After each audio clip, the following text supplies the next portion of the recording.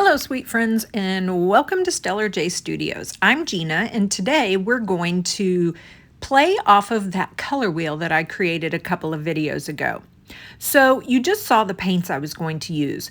Those paints are called analogous colors, and that's because they're on the same side of the color wheel. So I'm going to play on the cool side of the color wheel today. I'm going to use greens, blues, whites, and then for a kicker, we're going to throw in a little bit of that magenta, but I'm going to hold off and not do that until the end. And that actually comes from the warm side of the color wheel. So we're going to see how these analogous colors come together to create harmony and peace. And then I'm going to throw in some excitement with that magenta, or we're going to at least try to throw in some excitement with that magenta. So the first thing I'm doing is I'm just starting off with a blank page. So this is a sketchbook that I made, and it has white paper in it, but it also has this like tag board type of paper that's kind of a manila envelope color. So I'm going to use that, and the coloring of the background doesn't bother me at all. It doesn't matter if it's white or manila because I'm going to actually cover it all up.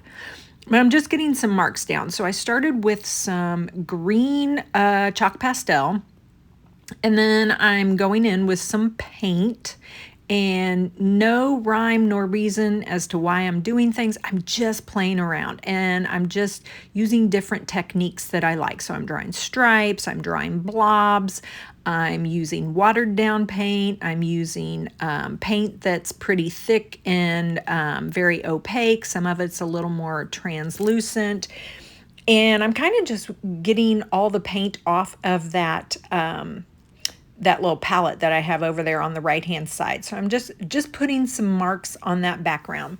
Now I'm not going to touch the pink yet because it's going to come from the other side of the color wheel, and I don't want this to get muddy. So I'm going to bring in another color, and it's going to come from the analogous side over on those cool sides. It's just a craft paint, and it's a blue. And I'm just using it to add a little more depth with those blues and greens and pull in another shade. Now, all the paints I'm using today are acrylic, and they're like a student grade. They're not craft paint except for that last one that I just pulled in, but they're by no means professional grade. So I'm able to mix these colors because I'm using a little higher quality paint. The higher the quality of the paint, the better results you'll get when you mix them. The other thing that I'm doing so that my colors don't all get muddy is that I'm allowing it to dry in between the layers. So right now, while I'm working with all these blues and greens, my painting is, or my pages are like one bottom layer, and I'm not too worried about anything getting all messed up and muddy. What I will do when I'm ready to switch is I will, one, let this layer dry. So you won't see this because I didn't, I cut it out of the video, but I use my my dryer, my heat gun, to blast it with some air and get all that paint and inks and all that good stuff, get it to dry. Once I do that, I know that I'm pretty secure with adding marks and stuff over top. My pastels, if I have anything that is water soluble, those will react with the water.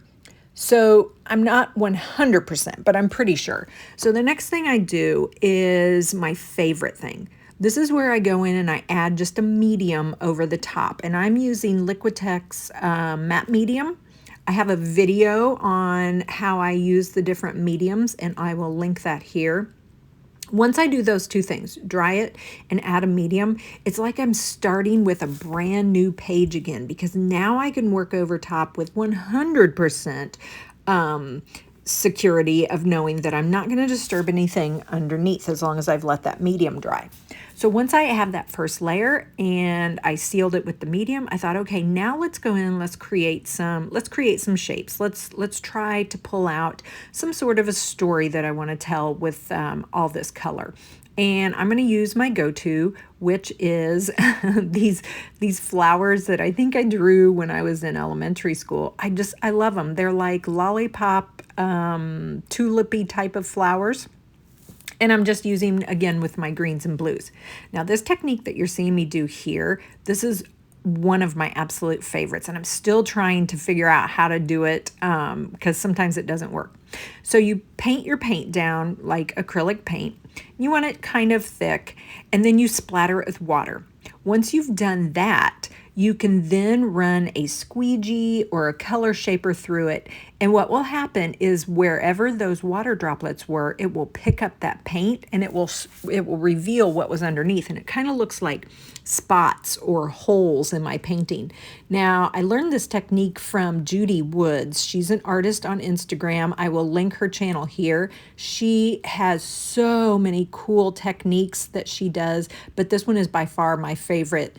And like I said, I'm still trying to figure out how to use it, and sometimes it works and sometimes it doesn't. Okay, so let's start creating some contrast because now everything seems to kind of be one, like you can't discern the difference between anything. So we need to create contrast, but I'm going to do it with those same analogous colors.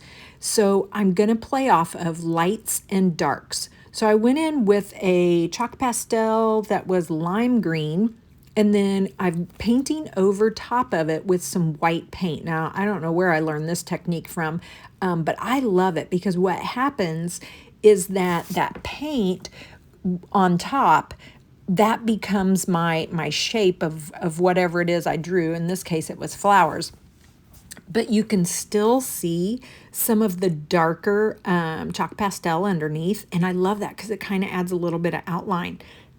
I'm always playing around with how to add layers, and this technique I try out and play with over and over again just to see how I can manipulate it. Sometimes I'll do a lighter color on the bottom and then a darker color on top. Sometimes I do the paint on the bottom and the chalk pastel over the top. You can use colored pencils. There's all kinds of things you can do.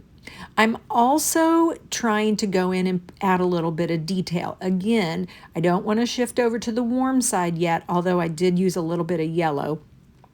So I'm still just using my analogous colors, but now I'm going to use that white. And again, I'm trying to play off of the lights and darks, and I'm starting to create a little contrast, and what's happening is it's making a little story, okay?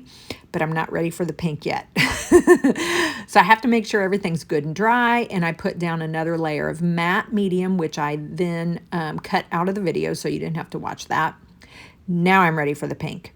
And so I'm going to go in with this dark pink, and I'm just going to add little pops of color, maybe go over some of the paint that I've already done in the greens. So I'll have the greens with a little bit of pink over top, adding some whites over that to create some contrast in the light and dark pink.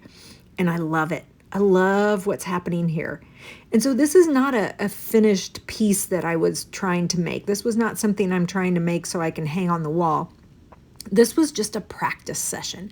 And even watching it now, weeks after I've done it, it makes me so excited that I think as soon as I'm doing this voiceover, I'm going to go do another one. But I love all the things I learned from this session. I totally encourage you to go do something like this. Play around with these lights and darks. Pick out something on the color wheel that you want to work with, either the cool side or the warm side, and then come in at the very end with a pop of contrast. All right, my friends, I hope you enjoyed this. I hope you're inspired. I hope you're healthy, I hope you're happy, and I hope you do something creative today. Bye.